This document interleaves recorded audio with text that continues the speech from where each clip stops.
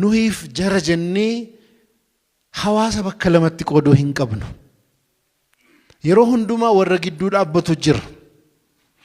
Leenji tokko jira mapping battlefield jennaan. Hawaasni ummanni bakka torbatti qoodamaa jedhu. Bakka torbatti qoodama. Kana keessaa tokko garee keenya kan jennu gara mirgaa garee keenya jira. Gara bitaa immoo warra nu mormu jira. Gidduu immoo warra niwutiraalii jira. Warri niwutiraalii kun nu biras hin jiranu kaan biras hin jiranu. Waan deemaaruu sirriitti nu batanu.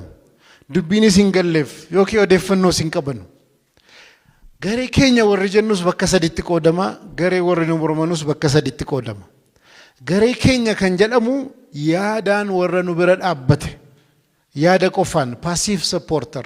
Yaadaan nu deeggaru hojiidhaan nu bira hin jiranu. Wamaa nu hin godhanu qalbii jaraa qofaan nu bira jira. Isin bira jirraa warra jedhu. Warri kun garee tokkoffaadha. Garee lammaffaa immoo active supporter. Warra active ta'ee hojii wayii hojjetee nu deeggaru. Ni barreessu, yaada kennu, waa bu'aa maallaqa fidaa jennaan ni fidu, waan kennaa jedhame ni kennu. Warri dhumaa immoo prominent supporteridha. Wareegamni kaffalamu jiraannaan kamuu kaffaluu warra qophaa'e jechuudha. Warri active supporterii hamma wareegamni dhufutti jiru. Gaafa wanni wareegamni gaafachiisu wayii dhufe mana galaniiru. Warri faallaas akkasuma passive opponent qalbiidhaan warra nu jibbu jira. Wamaan godhanu hin barreessanu, hin hojjetanu, hin dammaqsanu, hin kakaasanu garuu nu jibbu. Warri lammaffaa immoo active opponent active ta'anii waa barreessu, waa dalagu. Wareegama bira geenyaan mana galu.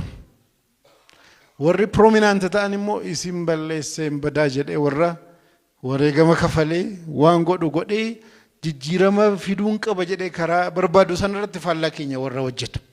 Amma gaafa miidiyaa taanee baanu yookaan karaa artiitiin hojii hojjennu karaa miidiyaa adda addaatiin hojjennu ummanni jiru torban kana.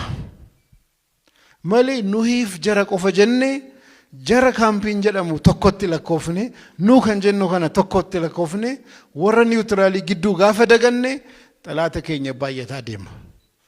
Warri niwutiraalii dubbiin hin galleef waan hin galleef nu biran dhaabbatan. Afaan keenya nu batan ta'uudhaan yookiin nu biran dhaabbatan.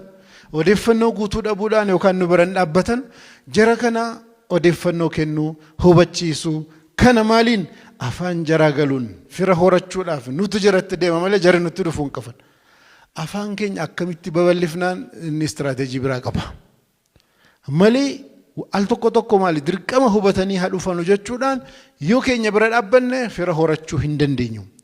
Miidiyaan kunis kallattii kana hubachuudhaan hojii hojjetu kana keessatti hamma danda'ameen ummata kaanis ummata Oromoos afaan kanaan kan dhaabbate Amaariffaadhaanis Ingiliffaadhaanis gaafa xiyyeeffatee ka'u waan miidiyaan isarraa barbaachisu hedduusaa hanqinni wayii waan hanqate gaabbii argee ka'e sana duuchuudhaaf cimee hojjechuun barbaachisaadha. Gaafa sana hojjete dhugatti jijjiirama barbaachisu lafarra ka'aa deema. Maqaan isaa qubeedha.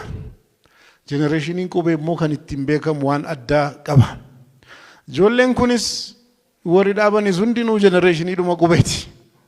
Baruma gaaffiin qubee afaan Oromoo jalqabirraa kaasee warra dhalatee baratee kana keessaas ga'e. Jarri immoo waan generationiin durii hojjetee jaraan gaherraa ka'anii itti fufuu qabu malee bakka dur warri kaan jalqabirraa itti fufuu hin qabanu. Maaliif warri durii wareegama kaffalee harraan gaheera. Harraan booda deemsi barbaachisu, qabsoon barbaachisu kallattii miidiyaatiin maalii kan jedhu kana hubatanii akkamitti tajaajillee dhugaadhaan waan barbaachisaa ta'e lafa keenyaa kan jedhu kana ilaalanii itti deemuun barbaachisaadha. Miidiyaan kallattii hedduudhaan dhiibbaa namarratti ni uuma. Namni hedduun miidiyaarraa oduu tokko eega dhagaheen booda aanatu ofii koote yaadee murteesse jedha malee miidiyaan sun hammam isarratti influence godhe dhiibbaa godhe waan inni yaadaaru waan inni itti deemaaru waan inni sammuusaa keessa naannessaaru keessa akka ka'a